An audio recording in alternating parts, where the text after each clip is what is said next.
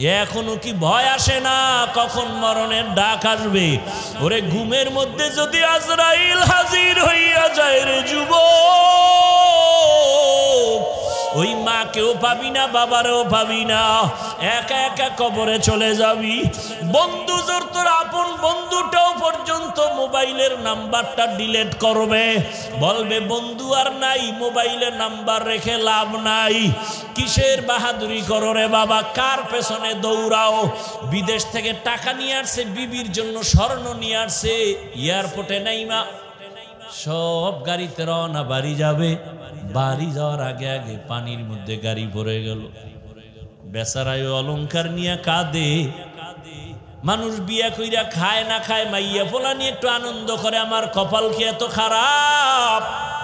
বিদেশে গেলাম, আজকে স্ত্রীর জন্য কত স্বর্ণ অলংকার নিয়ে আসলাম, আমার হাতে আমার বাচ্চাটা মরে গেল, সহ্য করতে পারি না। আমার সামনে স্ত্রী মরে গেল, সহ্য করতে পারি না। ও যুবক, চোখের সামনে কত যুবকের লাশ, কত তাজা তাজা প্রাণ চলে গেল। বাবা তুমিও তো একদিন চলে যাওয়া। আজকে এখানে বসে বয়ান শুনতেছো, কালকে হতে পারে ঘুমের মধ্যে খবর হয়ে যাবে তুমি দুনিয়ায় নাই। তোমার আম্মু জান একটা চিৎকার দিয়া বলবে, তোরা কোথায় আছো, আয় আয়, আমার বাবা দুনিয়ায় জিন্দা নাই। বাবা একটা দৌড় দিয়া বলবে, ইমাম সাহেব আমার ছেলে মারা গেছে, জানাজাটা না পড়াইয়া কোথাও যাবেন না। কান্নার এক রোল পড়িয়া যাবে। কেউ কাঁদবে, তাড়াতাড়ি বাজারে গিয়া সাদা কাফন নিয়ে আস। কেউ বলবে, যা তাড়াতাড়ি বাড়ির পেছনে বাঁশবাগানে কবর খনন কর। কেউ বলবে, গরম পানি করো তাড়াতাড়ি গোসলের জন্য। মায়ের কান্না, আমাকে আম্মু বলে আর কে ডাক দিবে? এই কথা বলবে আর কান্না করবে। গোসল করায় সাদা কাফনে পরায় যখন জানাজার দিকে নিবে, জানালা দিয়া তোর মা বলবে, শেষবারের মতো বাবার চেহারাটা দেখাইয়া নাও, আর জীবনে বাবার সাথে দেখা হবে না। দুনিয়াতে কত বাহাদুরি করলাম, আমার মতো বড় মাওলানা, বড় কণ্ঠওয়ালা, বড় আলেম, বড় মুফতি, বড় মুহাদ্দিস কেউ নাই। কিন্তু মরণকালে যদি আমি কালেমা ছাড়া কবরে যাই, আমার মাওলানা গিরির কোনো মূল্য রইল না। আমার বাহাদুরি সব ধ্বংস হয়ে গেল। আমার কালেমা ছাড়া মরণ হয়ে গেলে আমার জিন্দেগির আর কোনো ভালাই নাই। ও আমার যুবক বাবারা, পর্দার আড়ালের মা বোনেরা, আমি কিন্তু বলি, আমি তোমাকে বলি না তুমি এখন স্কুল ছেড়ে দাও, বরং ওখানে থাইকা তুমি ডাক্তার ইঞ্জিনিয়ার হও, বেয়াদব হইও না। বাবার দোয়া, শিক্ষকের দোয়া, ওস্তাদ আলেম ওলামার দোয়া নিয়ে চলো, বেয়াদবি করিও না। তোমার মতো কত যুবক জেনারেল লাইনে পড়িয়া 5 ওয়াক্ত নামাজ পড়ে, চাকরি করে, ব্যবসা করে, ড্রাইভারি করে, নাই? তুমি তোমার বিবেকটাকে জিজ্ঞাসা করো, তুমি কেন পারো না? তোমার মতো যুবক কত র্যাব, আর্মি, পুলিশের চাকরি করে, ডাক্তার, ইঞ্জিনিয়ার, নামাজ পড়ে, তুমি কেন পারো না বলো? তোমার কপালে কার বরদোয়া লাগছে, তুমি কেন পারো না রে বাবা? তোমার মতো যুবক রাস্তায় গাড়ি চালায়, নামাজ ছাড়ে না, নদীর মধ্যে মাছ ধরে, নামাজ ছাড়ে না, কৃষি কাজ করে, নামাজ পড়ে, শ্রমিকের কাজ করে, নামাজ পড়ে, কত ব্যবসায়ী নামাজ ছাড়ে না। বলো তুমি কেন পারবা না রে বাবা? জীবনে তো গুনাহ কম করো নাই, মনে চাইছে দাড়ি রাখবা না রাখো নাই, নামাজ পড়বা না পড়ো নাই, মনে চাইছে পার্কে দৌড়ায় যাবা দৌড়ায় গেছো, কারো বাধা মানো নাই। এখনো কি ভয় আসে না কখন মরণের ডাক আসবে? ওরে ঘুমের মধ্যে যদি আজরাইল হাজির হইয়া যায় রে যুবক, ওই মাকেও পাবি না, বাবারেও পাবি না, একা একা কবরে চলে যাবি। বন্ধু জোর তোর আপন বন্ধুটাও পর্যন্ত মোবাইলের নাম্বারটা ডিলিট করবে, বলবে বন্ধু আর নাই, মোবাইলের নাম্বার রেখে লাভ নাই। কিসের বাহাদুরি করো রে বাবা? কার পেছনে দৌড়াও? যার পেছনে দৌড়াও কেউ আপন না। এখন থেকে তওবা করো, মনে মনে আমার আল্লাহকে বলো, ও মা বোনেরা, আপনাদের মতো কত মা এই এলাকায় আছে, পর্দা করে, নামাজ পড়ে, স্বামীর মাল হেফাজত করে, মোবাইলে সময় নষ্ট করে না। আপনারা কেন পারবেন না?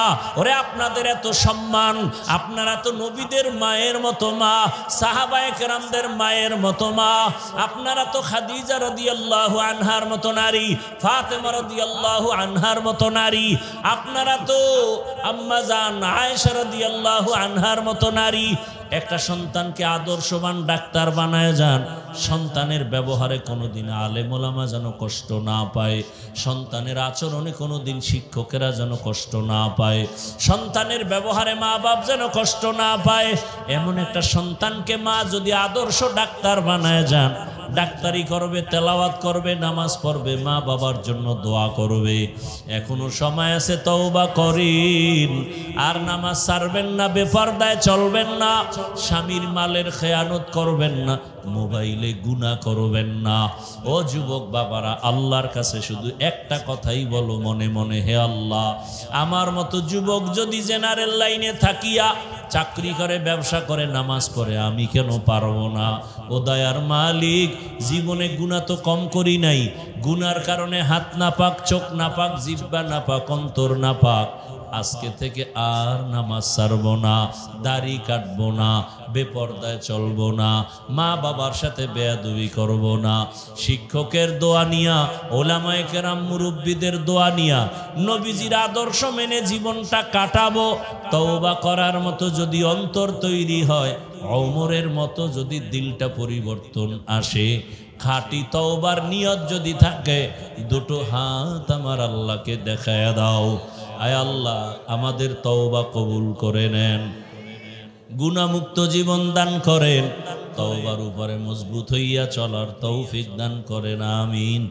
আমল সে জিন্দগি বনতি হ্যায়, জন্নত ভি জহন্নম ভি, ये खाक अपनी फितरत में न नूरी है न नारी,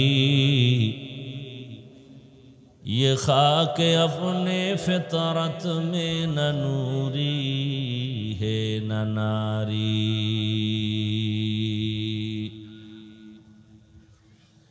इखलास के अमाल ये जन्नत के हमरा,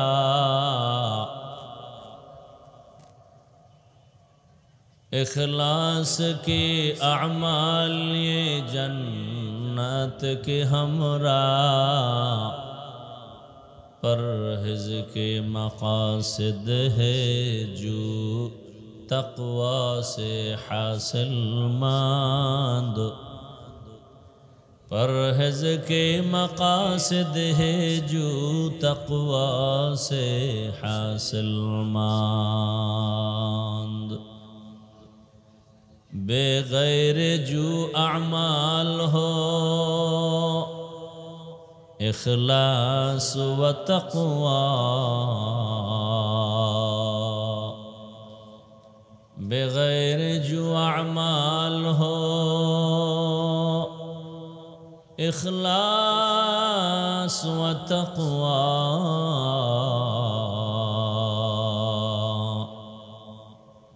बर्बाद तेरे जिंदगी ऐ होशे नज़रमंद, बर्बाद तेरे जिंदगी ऐ होशे नज़रमंद।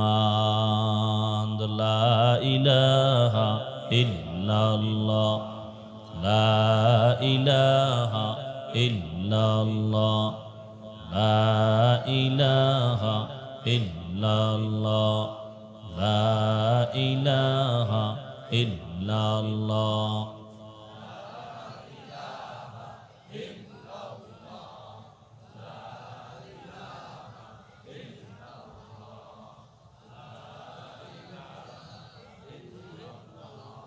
ला इलाहा इल्लल्लाह মুহাম্মাদুর রাসূলুল্লাহ।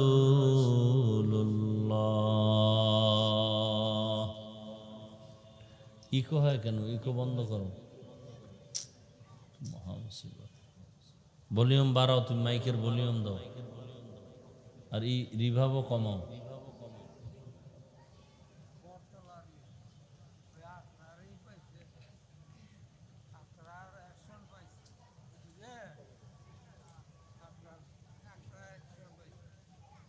মদনগঞ্জ যুব সংঘ ওয়াজ কমিটির উদ্যোগে আয়োজিত, সাউন্ড ঠিক হইতেছে না ভাই, বার্ষিক ওয়াজ ও দোয়ার মাহফিল, 2 দিন ব্যাপী মাহফিলের আজ প্রথম দিন 2 অক্টোবর 2025 মদনগঞ্জ ওয়েলফেয়ার অ্যাসোসিয়েশন মাঠে আয়োজিত মহতি এ মাহফিলে উপস্থিত মুহতারাম সম্মানিত সভাপতি, প্রধান অতিথি, বিশেষ অতিথিবৃন্দ, হযরত উলামায়ে কেরাম, অত্র অঞ্চলের বিভিন্ন স্থান থেকে আগত আল্লাহ পাকের আশিকিন, জাকিরিন, শাকিরিন, মুহিব্বিন, মুরব্বিয়ান আযম, কলিজার টুকরা আমার সমবয়সী যুবক বন্ধুগণ, স্নেহের ছোট ভাই, পর্দার আড়ালের মা বোনেরা, তোমার এই মেশিনের মূল অপারেটর কোথায়? তুমি সাউন্ড ঠিক করো।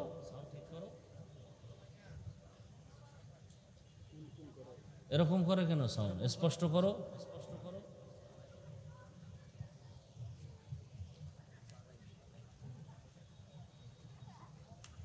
রিভাব কমাও, ভলিউম বাড়াও, মাইকের ভলিউম বাড়াও।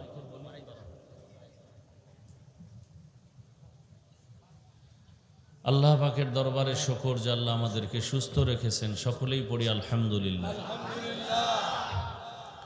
জীবনের অমূল্য এক সম্পদের নাম জীবনের সুস্থতা। টাকা পয়সা বাড়ি গাড়ি সব আছে, আপনি অসুস্থ, কোনো মূল্য নেই। টাকা পয়সা বাড়ি গাড়ি কিছু নেই, আপনি সুস্থ, আপনার মতো সুখী কেউ নেই। আর এই সুস্থতাকে ধরে রাখার জন্য দয়াময় আল্লাহ দয়া করে ফ্রি একটা মহা ঔষধ দিছেন। কি দিছেন? কে দিছেন? কথা বলেন, কথা বলতে হবে। এই সামনের ফাঁকা জায়গা খালি কেন? রহমত আয়াত এই জায়গায় আটকাই যাইব, আমার থেকে ওদিক যাইব না, ওদিক থেকে ওদিকে আইব না। এই ফ্যাশন ট্যাশন বাদ দিয়া দিল খুইলা সাদা মনে কাজ করবেন, বরকত বেশি হবে। এই যে এত কিছু ফুল টুল, এত কিছু, এগুলো দরকার আছে? শুধু শুধু আমার এর নাম ঘোষণা না দিলেও কি মানুষ চিনব না? যত ফ্রেশ মনে চলবেন, স্বাভাবিকভাবে চলবেন, সাদামাটা চলবেন, এতে বরকত। আধুনিকতা, বেশভূষা, এতে বরকত না, চাকচিক্য আছে, বরকত কম। আল্লাহ পাকে মাহফিল কবুল করেন, আয়োজনকারীদেরকে কবুল করেন, এলাকাবাসীকে কবুল করেন, কবরস্থ যারা সবাইকে জান্নাত দান করেন, অসুস্থ যারা সুস্থতার নিয়ামত দান করেন, দেশকে আল্লাহ হেফাজত করেন, ইসলামের জন্য দেশকে কবুল করেন। এই দোয়াগুলো দরকার আছে। আমার আমিন কবুল হবে না, বাকি আমি আশাবাদী প্যান্ডেলের বহু আল্লাহর বান্দা আছে যাদের আমিন ফেরত যাবে না। তবে সাউন্ডটা তুমি মিলাইতে পারো না, এই হলো সমস্যা। কি জন্য বুঝি না, কিন্তু সেটিং ঠিক আছে, সব আছে, তোমার যে কেমনে বুঝামো তাও আমি বুঝি না, আমি আর এক বোকা।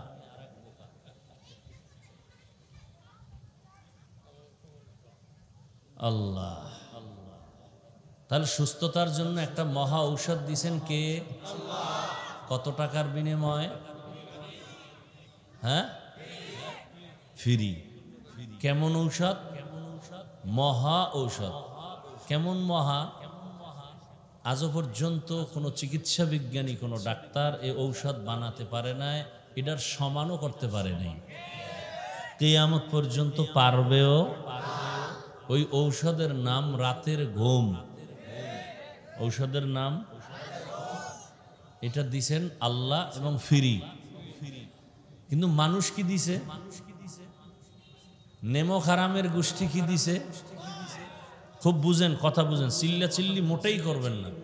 আগামীকালকে আমার প্রিয় ভাই আব্দুল্লাহ আলামিন সাহেব আসবেন, যত পারেন সেদিন স্লোগান দিবেন ইচ্ছা রকম, মনের মতো। কিন্তু আমার কথা হলো স্লোগান এখানে না, বাতিলের বিরুদ্ধে বহু আন্দোলন এখনো করতে হবে। যা বুঝতেছি ওই জুলাইয়ের আন্দোলনে কিছুই হয় নাই, কঠিন আন্দোলনে নামতে হবে। কাফনের কাফন রেডি রাখেন। এই পৃথিবীতে শান্তির একমাত্র ঠিকানা ইসলাম।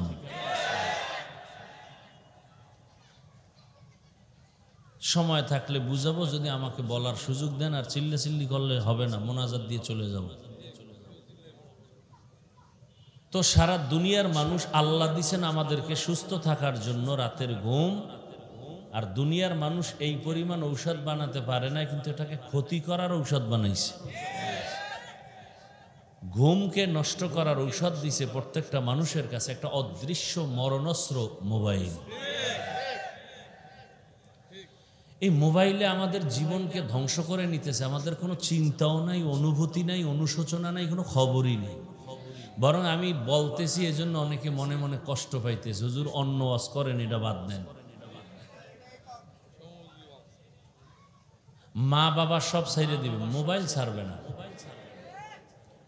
সারা রাত ঘরের মধ্যে দরওয়াজা বন্ধ করে জেনা চলতেছে, রুমে রুমে জেনা, চোখের জেনা, হাতের জেনা, কানের জেনা, অন্তরের জেনা। সারা রাত কখন 2টা 3টা 4টা বাজলো খবর নেই। রাতের মোবাইল দিন বানায় নিছে। অপরাধ আর অপরাধ, অপরাধ আর অপরাধ করতেছে। যেই পরিমাণ অন্যায় করে, সেই কারণে আশা উচিত ছিল রাতের গজব। শুধু রহমতের নবীর উম্মত হওয়ার কারণে গজব আল্লাহ দেন নাই।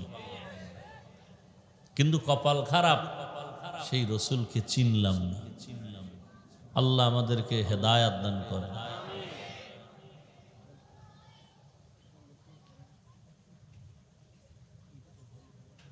আল্লাহ আমাদেরকে হাজারো মানুষের মধ্য থেকে বাছাই করে এখানে হাজির করেছেন, এজন্য আর একবার শুকর আদায় করি, আলহামদুলিল্লাহ। দরুদ ও সালাম সৈয়দুল মুরসালিন, রহমতুল্লিল আলমিন, শফিউল মুজনিবিন, খাতামুন নবিয়্যিন, সৈয়দুস সাখালাইন, ইমামুল মুরসালিন, হযরত মুহাম্মদুর রাসূলুল্লাহ। নবীর নামে দরুদ পড়েন না? এত জীবনে কি আর শুনলেন? ধাক্কাইয়ে বলতে হবে, বলেন, পড়েন। তো কি শুনলেন জীবনভর?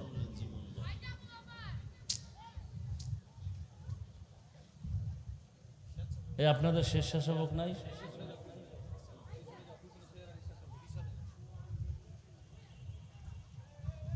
সবাই একবার পড়েন সাল্লাল্লাহু। গুনাহ হইছে। এটা এমন একটা পাওয়ারফুল অস্ত্র, দুনিয়াতেও লাভ, আখিরাতেও লাভ। এই পাশে কি আওয়াজ? কি এই পাশে কোনো মহিলা প্যান্ডেল? তাই আওয়াজ কেন? আর এই প্যান্ডেলের স্টেজের পিছে ডাইনে বামে বাতি দিবেন বাইর সাইড থেকে, কারণ এখন চতুর্মুখী বন্ধু বান্ধব বেশি বাইরে গেছে। তো কোন দিক দিয়ে কোন তুফানায় কম যায় না, এই জন্য পিছের সাইডে বাতি দিবেন, স্টেজের পিছনে, ওই বাম পাশে, ডান পাশে, সব জায়গায়। এবং স্বেচ্ছাসেবক রাখবেন, একটা আওয়াজ যেন স্টেজে না আসে। কি বলতেছিলাম? দরুদ শরীফ। পৃথিবীতে এই দরুদের মতো পাওয়ারওয়ালা কোনো আমল, মৌখিক নফল, সবার জন্য ইস্তেগফার আর দরুদের মতো পাওয়ারফুল কোনো আমল নেই। উঠতে বসতে হাঁটতে চলতে সবসময় দরুদ পড়বেন। এটা এমন এক অস্ত্র যে আখিরাতে তো লাভ আছেই, দুনিয়াতেও লাভ। দুনিয়াতেও আপনি লাভ পান না কেন? আপনার বিশ্বাস দুর্বল। যদি বিশ্বাস একুরেট থাকে, ফলাফল পেয়ে যাবেন দুনিয়াতেই। আল্লাহ বেশি বেশি দরুদের আমল করার তৌফিক দান করেন।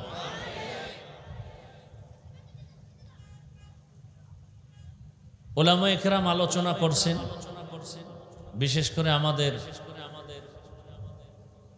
সকলের ওলামায়ে কেরামের মাথার মুকুট হযরতুল আল্লামা আব্দুল আউয়াল সাহেব দামাত বারাকাতুহুম সহ আরো অনেক ওলামায়ে কেরাম ইনশাআল্লাহ আগামীকালও মাহফিল চলবে। ওলামায়ে কেরাম আসবেন, বিশেষ করে বাংলাদেশের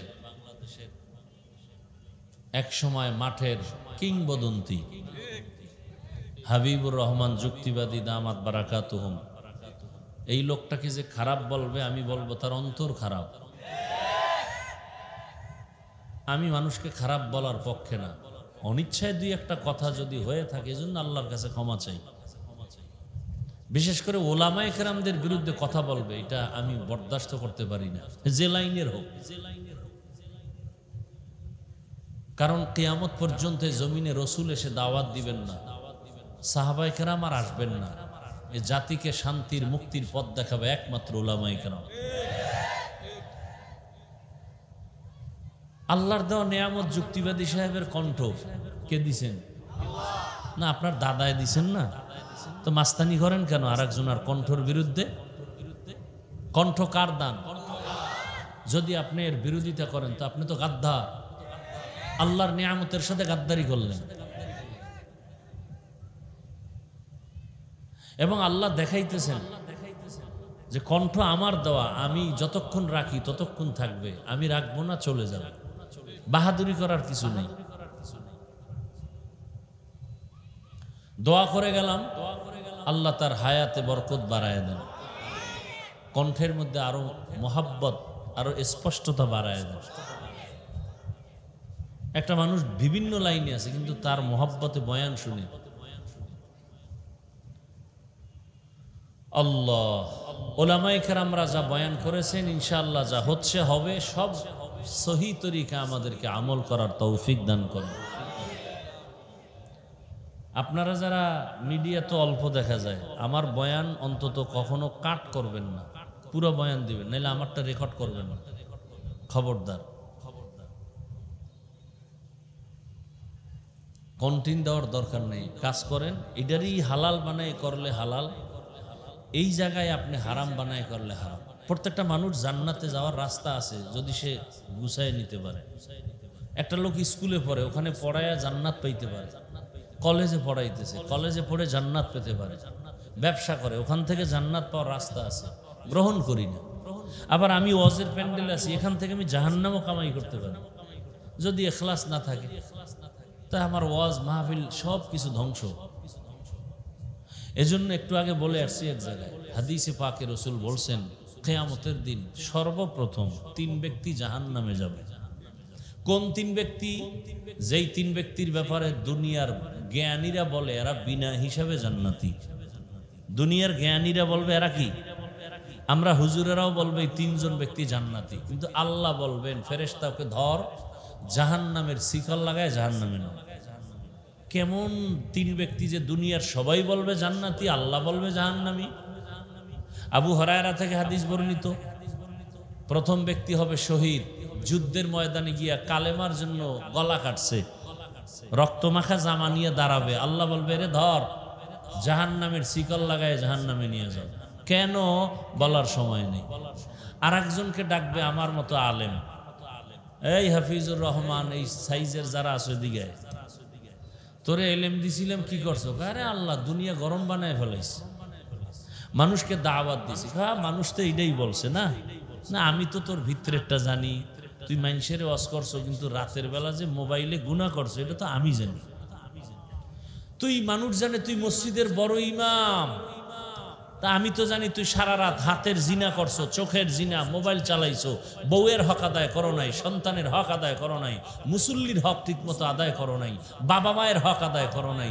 মানুষ জানে তুই বড় বক্তা, বড় ইমাম, বড় আলেম, আমি আল্লাহ জানি তুই ধোঁকাবাজ। আল্লাহ বলবে ফেরেশতারে আলেমরে ধর, শিকল লাগায় জাহান্নামে নে। সহিহ হাদিস।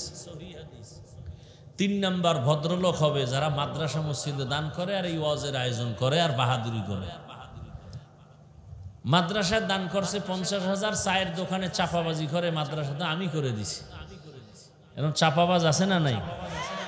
মসজিদে দান করছে অল্প টাকা, বলে আমি মসজিদ করে দিছি। আবার এই ওয়াজ মাহফিল করা একদল আছে না, খুব বাহাদুরি করে, হুজুর আমরা ওয়াজ করাইতেছি 13 বছর। এরকম অনেক জায়গায় আমাদেরকে ডেট নিতে গিয়া বলে, হুজুর আমরা বাংলাদেশের সেই দামি দামি বক্তা নেই, সেরা সেরা বক্তা নেই। আমি কয় বছর ওয়াজ করাইতেছেন? কয় 17 বছর। আমি কি আপনার দাড়ি কই? কয় না, ওয়াজ তো মানুষের জন্য, আমাদের জন্য না। বক্তা ওয়াজ করে যায় পাবলিকের, আমাকেও তো আর ওয়াজ করে না। এজন্য দেখেন না ইমাম সাহেবের বয়ানে, মসজিদে জুমার বয়ানে কত মানুষ দাড়ি রাখে, নামাজ পড়ে, পর্দা করে, হারাম ছাইরা দেয়। কমিটিও কানেও নেয় না। কয় হুজুরে তো নেয় না কেন? কয় ইমাম হইল আমগো গোলাম, আমরা কির বয়ান শুনবো? একজনের প্রতি ভক্তি থাকলে না বয়ান শুনবে, কথা শুনবে। ইমামের মনে করে সে আমগো চাকর, সে আমাদের কর্মচারী। আরে নাউজুবিল্লাহ আউজুবিল্লাহ কয়ে লাভ আছে? এ আকাম চলতেছে তো দেড় জুড়ে। কালকে জুমার মসজিদে গিয়া সুদের বিরুদ্ধে বয়ান দেন তো, খতিব সাহেবের কি অবস্থা হয়? কমিটি বলবে 1 মাসের রেস্টে বাড়ি যান। কারণ কি? আমি সারা দেশেই বলি, শিয়ালের হাতে মুরগি দিলে যা হয়, মসজিদ মাদ্রাসা ধর্মের চাবি সুদখোর ঘুষখোর বেনামাজির হাতে দিলে তো তাই হবে। আল্লাহ হেদায়াত দান করুন। মসজিদের মতো জায়গায় দাঁড়াইয়া ভোট চায়, আর আমরা আলেম ওলামারা কোরআনের ইসলামের রাজনীতির কথা কইলে ইমামতি টান মারে।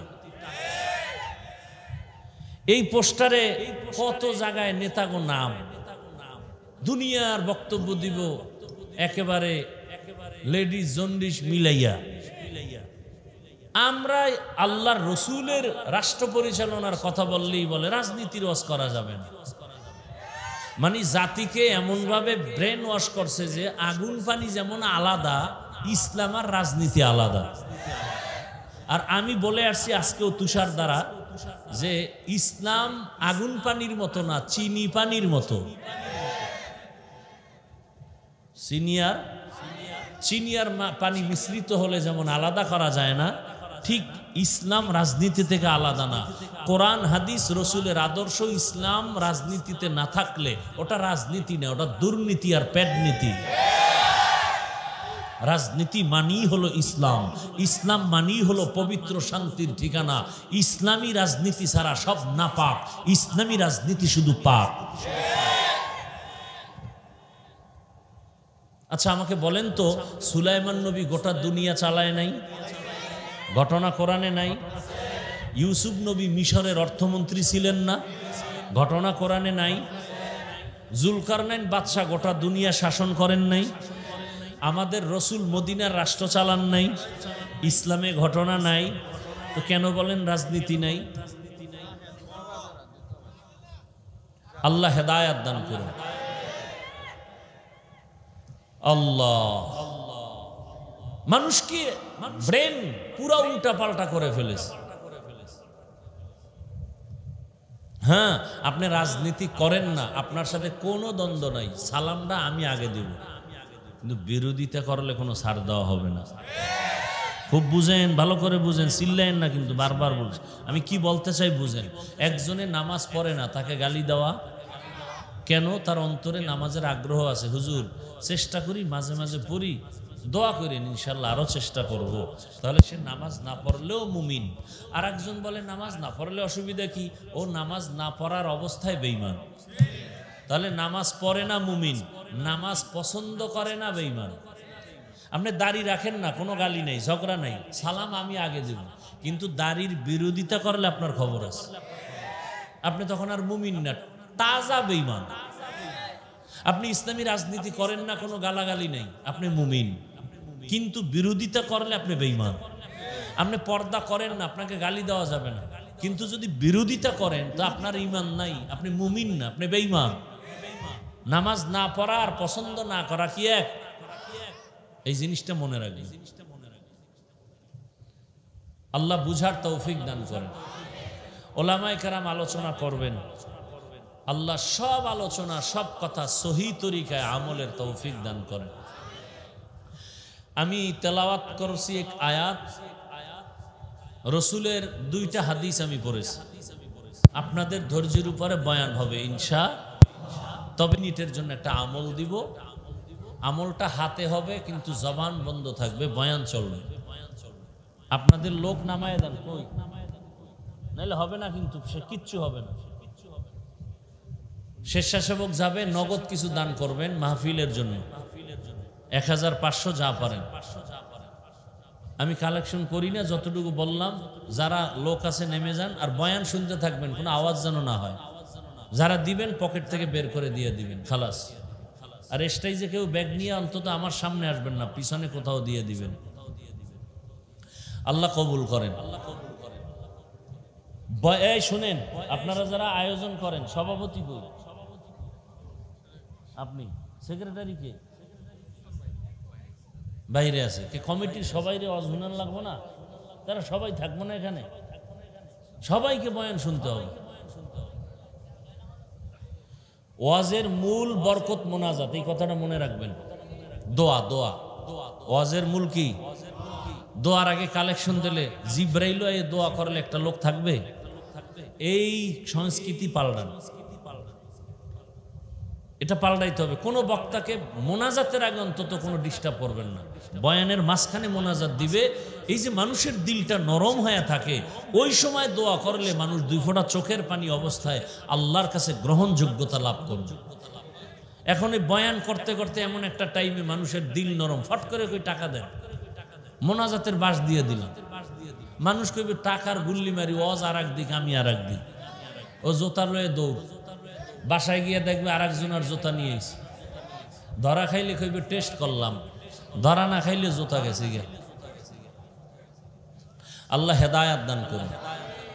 বেয়াদবি মাফ করবেন, আমি আপনাদের কল্যাণ চাই এবং মোহাব্বত করি, সেই জন্য বলে গেলাম। এই যে ফাঁকা জায়গা রাখছেন, কোনোদিন এটা করবেন না। আজকে যেভাবে করছেন এটা আমি মানতে পারি না, তারপরও কালকে এই জায়গা ভরে দিবেন। মানুষ এখানে আসবে, কাছে যত কাছে আসবে তত আল্লাহর রহমত আসবে। কারণ আল্লাহ বরকত দিবেন একটা সেন্টার প্লেস, সেন্টার প্লেসে রহমত আসলে ওখান থেকে বন্টন হবে সব জায়গায়, দূরত্ব থাকবে না। যত কাছে আসবে তত ভালো। এটা বুঝাইতে গেলে আমার আধা ঘন্টার আলাদা একটা বয়ান দিতে হবে। কাছে আসলে লাভ কি, দূরে থাকলে ক্ষতি কি? আপনি দূরে থাকেন, মাইকের আওয়াজ তো বহু দূর থেকে শোনা যায়, এখানে আসার দরকার কি? ওই যে দাঁড়ায় দাঁড়ায় বয়ান শুনতেছে, এরা শুনতেছে না, কিন্তু এখানে বসার বরকত পাবে না। কসম আল্লাহ, এখানে বসলে যে বরকতটা হবে এটা পাবে না। এটা বুঝাইতে হলে আমার আধা ঘন্টার বয়ান দিতে হবে। ইভেন কাছে আসলে যে একটা বরকত হবে, এটা দূরে থাকলে অতটা হবে না। এখন আমি তো আমারটা বলে গেলাম, কিন্তু আপনার মানতেও তো অনেক সময় কষ্ট হয়। আমাদের ডিজাইন নষ্ট হয়ে যাবে, আমাদের মানসিক অবস্থা এক লেভেলে চলে আসছে, এটা নষ্ট হয়ে যাবে। আল্লাহ আমাকে বুঝার তৌফিক দান করেন, আল্লাহ আপনাদেরকেও বুঝার তৌফিক দান করেন।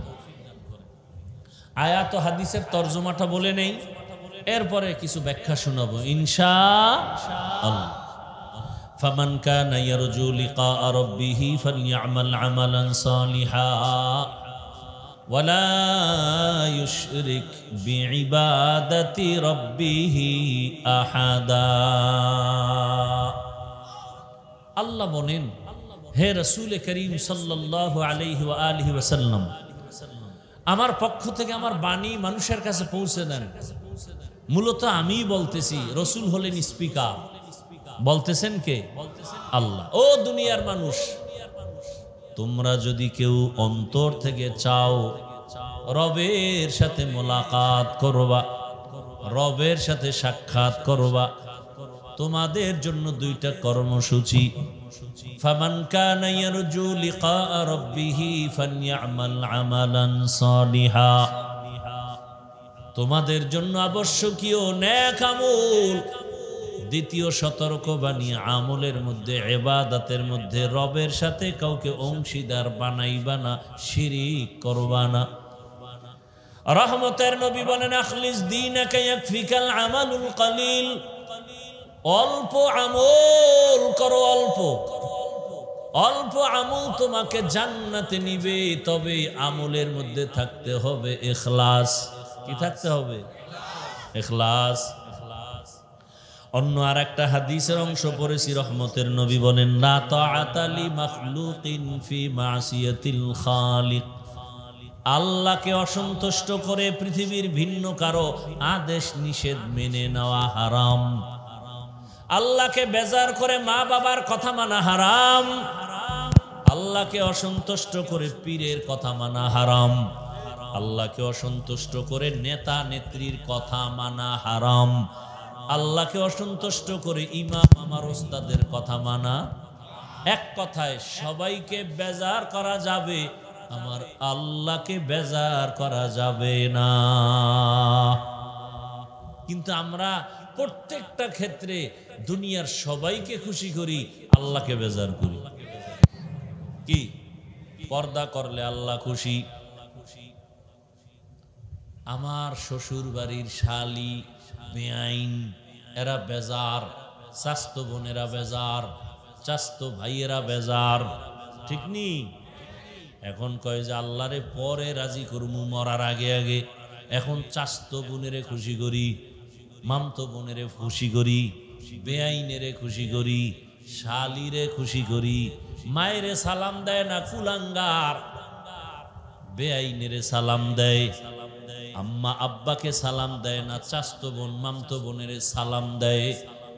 বেগানাকে সালাম দেওয়া জায়েজ নাই। মনে রাখেন এই কথাগুলো। বেগানাকে সালাম দেওয়া, বেগানাকে, যাকে বিবাহ করতে পারবেন তাকে বিবাহের আগে কোনো সালাম দেওয়া যাবে না, দেখা যাবে না। একবার দেখবেন ৭,০০০ বছর জাহান্নাম।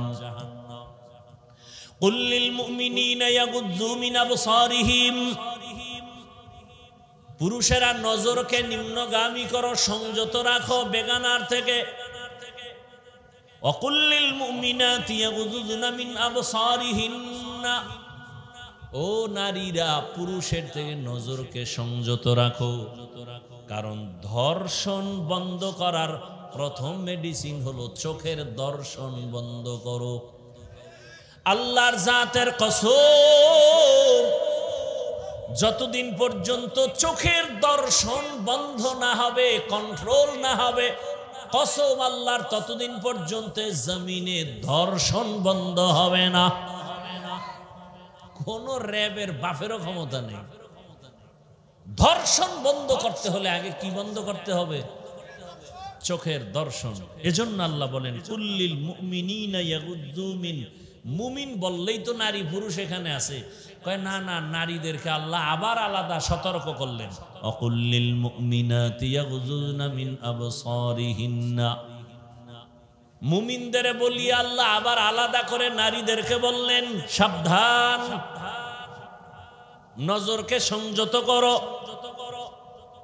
যেই নজর দিলে তোমার অন্তরে গুনার কল্পনা আসবে, সেই নজর আটকাইয়া রাখো।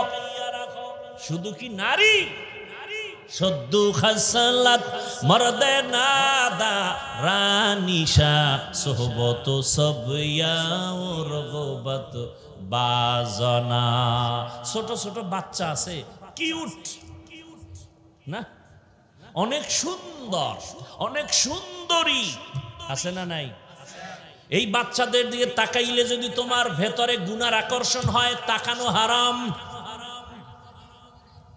বুঝেন বুঝেন, ওয়াজ বুঝেন, ভালো করে বুঝেন। এজন্য আল্লাহ পাক নজরকে কন্ট্রোল করতে বললেন। খবরদার, যার চেহারার দিকে তাকাইলে, চাই তুমি যদি ভিডিওতে তাকাইলেও গুনার আকর্ষণ হয়, ভিডিওতে তাকানো হারাম। এবার আমাকে বলেন তো যুবকরা, বলো তো, ভিডিওতে কারো ছবি দেখলে অন্তরে গুনাহের আকর্ষণ হয় না হয় না? বাস ক্লিয়ার। গুনাহ হবে এমনটা জায়েজ হবে, এটা ইসলাম হতে পারে না। গুনাহের কাজ এটা জায়েজ না হারাম? হারাম, স্পষ্ট কথা। তোমার অন্তর কি বলে? তুমি একটা শিশু বাচ্চা, অনেক সুন্দর, 5 বছর 7 বছর 10 বছর, এগুলোর দিকে তাকাইলে তোমার দিলের মধ্যে আকর্ষণ হয় কিনা গুনার? যদি হয় তাহলে তাকায়ও না, নজর ফিরাও। এর নাম তাকওয়া। এর নাম কি? আল্লাহর কাছে বক্তা দামি না, পীর দামি না, মাওলানা দামি না, মুফতি দামি না, মুহাদ্দিস দামি না, প্রিন্সিপাল দামি না, ডাক্তার দামি না, ইঞ্জিনিয়ার দামি না। আল্লাহর কাছে দামি কে? বলে রিকশা চালায়, তাকওয়া আছে, রিকশাওয়ালা দামি। কি কির কারণে দামি? हर के दारत खौफे हकदार दिल मदम जन्नतुल मअवा देहद ओ रामकाम जुज़बा हक़ची ज़े मखाज़ इंसो जा फज़ले उआ मस्ते दर जुमला जहा। भाईरा আমার আয়াত ও হাদিসের তরজমা বলে ফেললাম, এবার কিছু সংক্ষেপ ব্যাখ্যা শুনেন। আল্লাহ পাক রব্বুল আলামিন তাদেরকে, আজকের বয়ানটা তাদের জন্য, আজকের আয়াতের বয়ান শুধু তাদের জন্য যারা আমার রবের সাথে সাক্ষাৎ চায়। আর যারা আমার রবের সাথে সাক্ষাৎ চায় না, অন্তত আজকের বয়ানটা তাদের জন্য না। জানতে চাই রবের সাথে সাক্ষাৎ চাননি, এটা একটা তাল মিলাইলেন, হাকিকতে চান না। কেন না চাওয়ার জন্য? দুর্বলতা কোথায়? আসলে আপনি রবকে চিনেন না। রবের যদি চিনতেন তো দেখার জন্য পাগল হয়ে যেতেন। যে যাকে চিনে না সে তাকে মানে না, যে যাকে চিনে সে তাকে মানার মতো মানে। বলে কেমন মানে? জীবনটা দেওয়ার জন্য প্রস্তুত। এই যুবক, তুই এক নেতার জন্য জীবন দাও, দলের জন্য জীবন দাও, অথবা কোনো একটা বখাটে মেয়ের জন্য জীবন দাও। কেন? ওই মেয়েটা তোর ভালোবাসার পাত্র পাত্রী হয়ে গেছে এই কারণে। অথবা তোর উপকার করে, নেতায় টাকা দেয়, সংসার চালায়, এত উপকার করে, তার জন্য তুমি এত জীবন দিতে রাজি। হুজুরে বয়ান দিলেও মানতে চাও না। এবার তুমি আমার দিকে তাকাও। আমি হাফিজুর রহমানকে বঙ্গোপসাগর কুয়াকাটার থেকে আমার মাওলা ধাক্কা দিয়া, কোরআন হাদিসের কিছু এলেম দিয়া, আল্লাহওয়ালার নজর দিয়া, আব্বা আম্মার চোখের পানি দিয়া, এরপরে এই জায়গার সম্মানের চেয়ারে বসাইছেন। আমি চিন্তা করে দেখলাম, আমার আব্বার টাকার বাহাদুরিতে এখানে বসতে পারি নাই, আমার আম্মার মাস্তানিতে এখানে বসতে পারি নাই, আমার নেতার মাস্তানি এখানে নাই। আমি এখানে সম্মানের জায়গায় আসতে লাগছে মদিনার রসুলের আদর্শ, আমার আল্লাহর কোরআন। অতএব আমার কাছে আমার সম্মানের বস্তু রসুলের আদর্শ, আল্লাহর কোরআন। আমার জীবনের থেকে রসুলের আদর্শ সুন্নত দামি, আমার জীবন থেকে আমার আল্লাহ দামি। অতএব তুমি যদি নেতার জন্য জীবন দাও ভালোবাসায়, মাইয়ার জন্য জীবন দাও ভালোবাসায়, আমি আমার এই সুন্নতের ভালোবাসায় আল্লাহর জন্য, রসুলের জন্য, দ্বীনের জন্য কেন জীবন দিব না? তোমার নেতার বিরুদ্ধে কথা বললে লাঠি মিছিল করো। আমি যেই রসুলের আদর্শে আজকে হাফিজুর রহমান হলাম, সেই রসুলের বিরোধিতা করলে আমি কেন জুতার বাড়ি দিব না? কিন্তু দেই না কেন? মদিনার রসুলের আদর্শ তো সারা দুনিয়ার মধ্যে পাক, আর সবার আদর্শ না পাক। সব আদর্শ এখানে কেউ যদি বলতে পারো হাফিজ ভাই বুঝেন, জবাব দিবেন না আমি না চাইলে। যদি কেউ বলতে পারো হাফিজ ভাই রসুলের আদর্শ থেকে আর একটু দামি আদর্শ আছে শেখ মুজিবুর রহমানের ভেতরে, অথবা জিয়াউর রহমান সাহেবের ভেতরে, বুঝেন বুঝেন, অথবা এরশাদ সাহেবের ভেতরে রসুলের থেকেও দামি আদর্শ, যদি কেউ আমাকে বুঝায় দিতে পারেন, আমারটা আমি বলছি আল্লাহর কসম, আমি রসুলেরটা বাদ দিয়া জিয়াউর রহমান, শেখ মুজিবুর রহমান, এরশাদ সাহেবেরটা নিব। কিন্তু বলার মতো কারো কলিজা আসেনি। এবার আমার জবাব শুনো, দুনিয়ার সবার আদর্শ নাপাক, একমাত্র মদিনার রসুলের আদর্শই পাক। দুনিয়ার অন্যদের আদর্শ নাপাক কেন? কর দিমাগ নাপাক, চেহারা নাপাক, পোশাক পরে তাও নাপাক। যেটি নামাজ পড়ে না, 3 বেলা খাইয়া বিড়ি টানে, এর উপরে গাঞ্জা, এর উপরে আরো যদি মদের বোতল লয়ে দৌড়ায়, এরপরে প্রস্রাব করে লয় না পানি, তাহলে ওর আর নাপাক হইতে বাকি কি? কথা বলেন না কেন? ওর পাশে দাঁড়ানো যায়?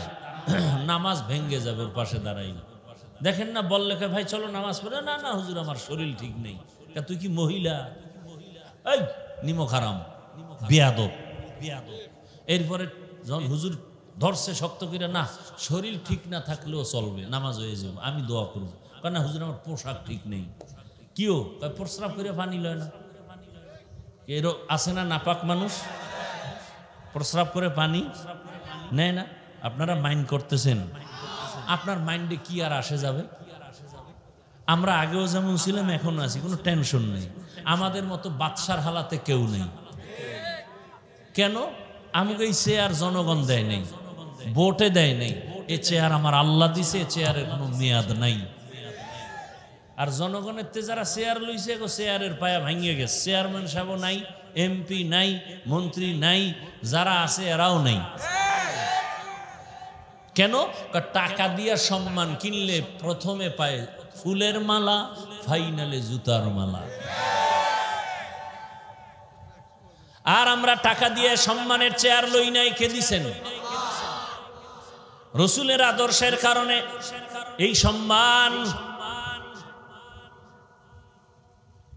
রসুলের আদর্শ পাক, দুনিয়ার সবার আদর্শ না পাক। অতএব সেই নাপাক আদর্শওয়ালাদের থিওরি দিয়ে কোনোদিন সমাজ পাক হবে না। এই পাবলিক বাবারা, লঙ্গিতে গোবর লাগছে, গোবর চিনেননি? যে উটের পায়খানা, গোবর লাগছে কি? এটা পাক না নাপাক? বুঝেন বুঝেন মুরব্বীরা। এখন এই নাপাক পাক করতে হলে কি লাগবে? কথা হয় না, পানি। খুঁজা টুইজা দেখে পানি নেই। একজন বুদ্ধিমান কয় পানি তো নিজের দ্বারেই আছে। কি? প্রস্রাব। কয় ভাই তুমি পানি এদিক সেদিক খুঁজো কেন? তোমার লঙ্গির গোবর গুলো প্রস্রাব দিয়া ধুইয়া দাও। বলেন তো পবিত্র হবে না নাপাক আরো ছড়াবে?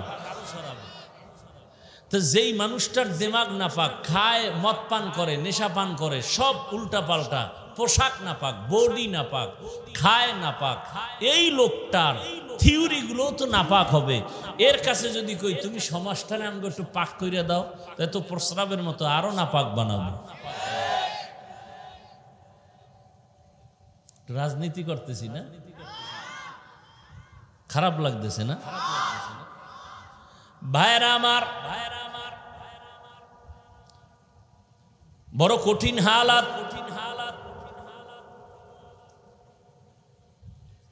আল্লাহর সাথে যারা মোলাকাত করতে চায় তাদের জন্য আজকের কর্মসূচি দুইটা।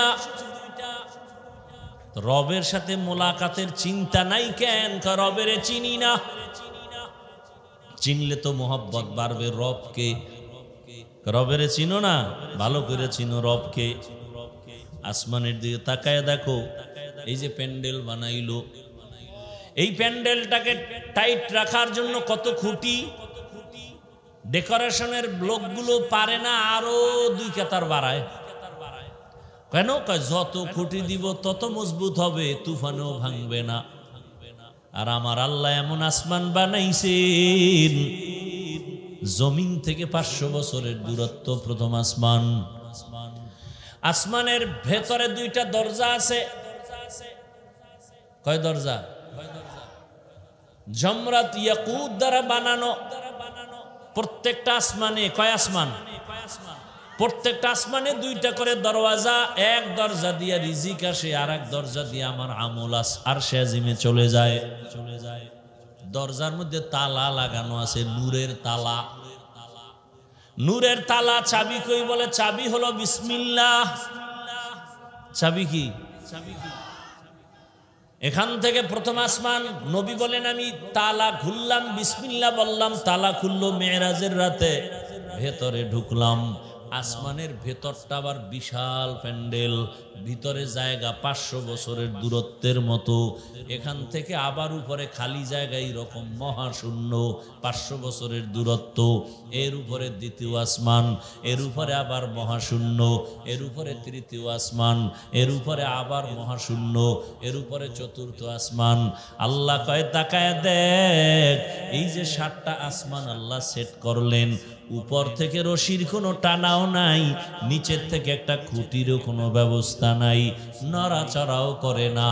এটা কে করছে খুঁজা দেখ, তিনি আমার আল্লাহ। আমার আল্লাহরে চিনো না?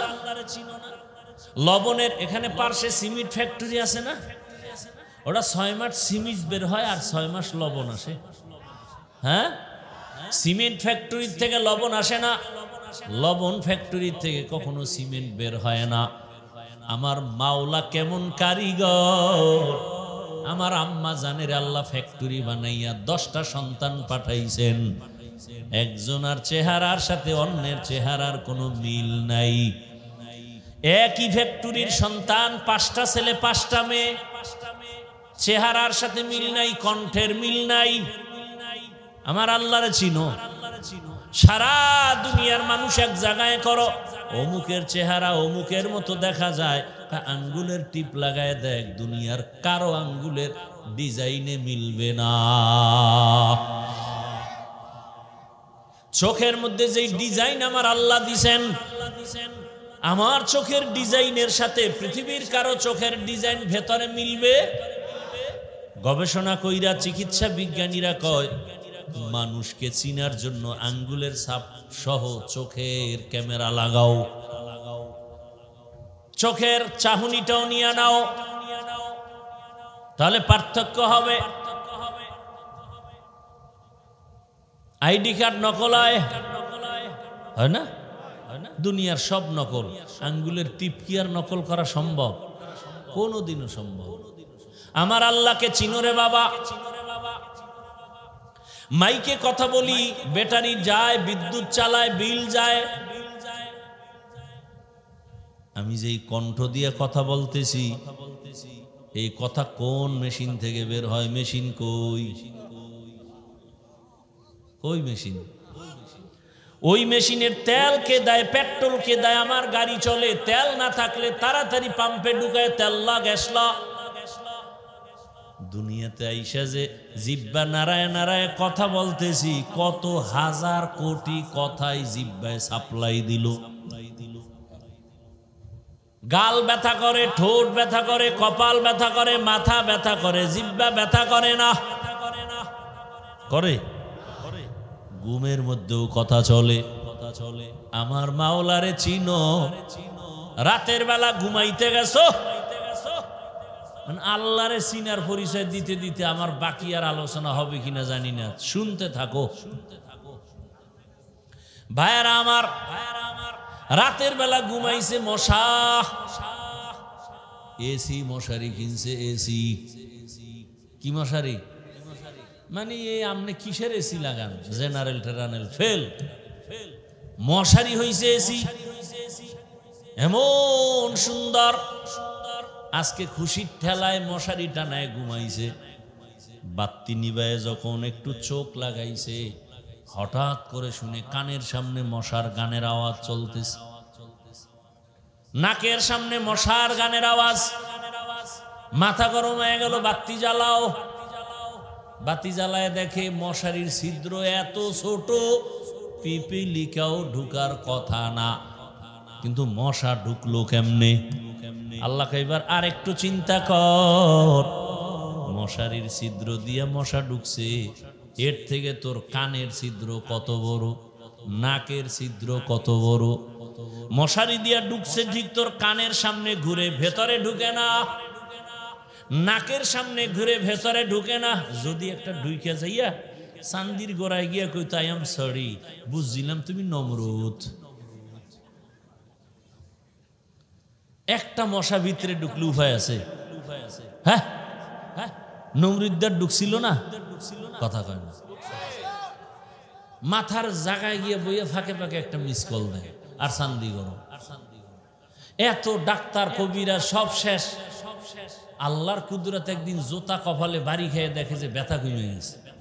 নমরুদ দেখা, আরে এত টাকা খরচ করে লাভ কি, আমার কপালটা এত সান কপাল যে জুতার ভিতরে ঔষধ আমি তো জানি না, জুতা মাথায় লাগাইলেই মাথা ঠান্ডা, কেমন সান কপাল।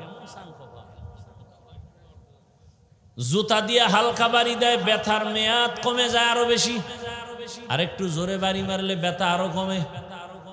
নমরুদ একা একা টেস্ট করে দেখছে, হ্যাঁ আসল ঔষধ পাইয়া গেছি, জুতা দিয়ে যত জোরে বাড়ি দেই তত ব্যথা কম। বাড়ি আমি দেবো, এটা কেমন কথা, এত বড় খোদা আমি? কর্মচারী ভাড়া কর, কর্মচারী বেতনে ভাড়া কইরা বলে তোর কাজ হলো খালি ফাঁকে ফাঁকে জুতার বাড়ি দিবি, তোর কাজই এটা ডিউটি, মাস শেষ বেতন জুতার বাড়ি দেওয়ার বরকতে। ও কর্মচারী কয়, স্যার আমার বাথরুম খাওয়ান দাওয়ান আছে, একা তো সম্ভব না, জুতার বাড়ির জন্য আর একজন কর্মচারী নেন ডবল। নমরুদ কয়, একজন আর দুইজন বুঝি না, রাখ রাইখা জুতার বাড়ি বন্ধ করা যাবে না। আর একটা কথা শোন, জুতার বাড়ি যত জোরে দিবি বেতন তত বেড়ে যাবে। কেমন চিন্তা করেন তো, যত জোরে বাড়ি মারবি বেতন তত বেড়ে যাবে। মশা নাকের সামনে ঘুরে কিন্তু ঢুকে না, চাইলে ঢুকতে পারে না। কথা বলো না যুবকরা, তোর আব্বাই ওখানে বই পাহারা দিতেছে, তোর মা পাহারা দিতেছে। আল্লাহ কয়, আমি কেমন চিন্তা করছো নি, আমারে চিনোনি, আমি একদল ফেরেশতা লাগায় দিছি পাহারা দেও।